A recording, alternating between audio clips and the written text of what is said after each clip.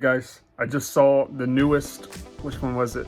The 5th episode of A Night of the Seven Kingdoms, and I had to make my review of it right now, so let's get into it.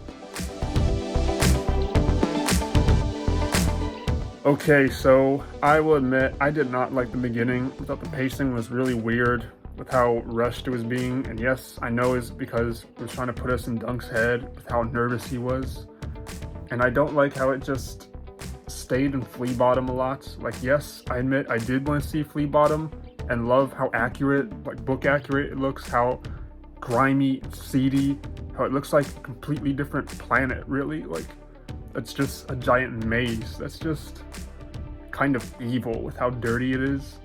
So that I like, because that's how it's described in the books, but I didn't want to spend so much time with like all that stuff. Like, yes, it was good to see it, but that was not the time I wanted to see it. I wanted to see the trial by 7. And the character Rafe, let me just get this out of the way. The actress did great, really. I don't know what kind of acting these young British and maybe Irish actors are doing, but whatever they're doing, it is amazing.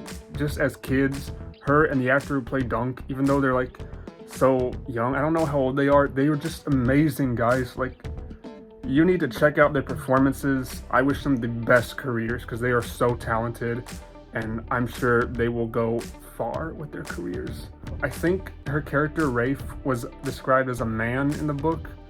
Like, I think I know why they changed it to a girl, but yeah, that was some change. And I think her being his love interest was kind of a weird addition. I thought it was kind of unnecessary to make the whole rebellion happening. If I remember my lore right, the Blackfire Rebellion happened before Dunk was born. So I think that was just them setting up for the rest of the series. I know that George R. R. Martin did not come up with that in The Hedge Knight. That was made later to make a big spider web of plots. And that's great on him, but it doesn't always need to be some vast thing, like vast plot happening in my opinion. It can just be a simple story. I like how in the Trial by 7, the battle, they kept their armor on the whole time. I've been wanting to see that in so many movies, especially Hollywood movies, but I know they always want to show the actors pretty faces, so you know it's them and not some stunt double doing it. And yes, the actors did good, even though it just devolved into a slugfest, which I know Game of Thrones does a lot.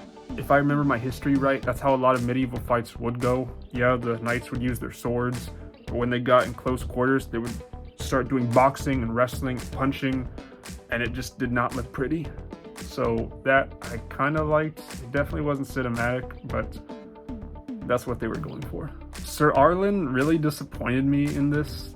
Like, I know he's supposed to be not the best fatherly figure, but his entrance, like, with the sword, how he just, I'm not going to spoil it, but what he did when we first met him, that was so kind of badass, but at the same time not. I think that's the whole point of this series, to make things badass, but at the same time not so badass, like show how realistic it is, or realistic disappointing it is. So yeah, that was my review for this episode. I am just all over in my mind right now. So yeah, I'm gonna go to sleep, but before I do, let me give this a rating. I would give this an 8 out of 10. I'd love to know y'all's thoughts, and have a good one.